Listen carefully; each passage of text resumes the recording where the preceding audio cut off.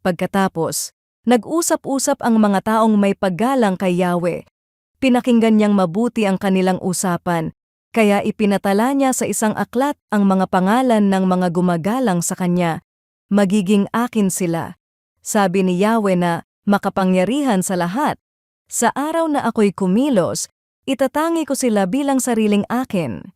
Ililigtas ko sila, tulad ng pagliligtas ng isang ama sa anak na naglilingkod sa kanya. May mga pag-uusap na unti-unting nagpapabigat ng loob. Kapag puro reklamo ang naririnig, madaling isipin na wala ng saysay ang pagiging tapat, ang paggawa ng tama, o ang patuloy na pagsunod sa Diyos. Ang mga salitang madalas nating pakinggan ay unti-unti ring humuhubog sa ating pananaw. Ganito ang nangyayari sa panahon ni Malakay. Marami ang nagsasabing, walang kabuluhan ang maglingkod sa Diyos dahil tila ang masasama ang siyang umaangat. Subalit sa gitna ng ingay na iyon, may mga taong may takot kay Yahweh na piniling mag-usap tungkol sa Kanya. Hindi nila hinayaang ang reklamo ng marami ang humubog sa kanilang puso. Sa halip, pinalakas nila ang isa't isa sa pamamagitan ng paggalang at pagtitiwala sa Diyos. At hindi iyon nakalampas sa kanyang pansin. Pinakinggan sila ni Yahweh at binigyang pansin.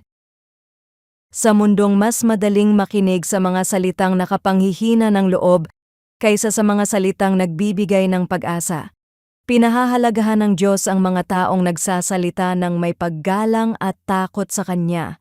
Ang aklat ng pag-aalaala ay hindi dahil nakakalimot ang Diyos sa Kanyang mga anak.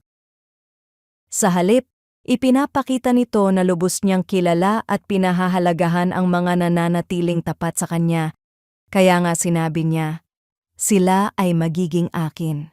Napakalaking karangalan na makilala at tanggapin ng Diyos.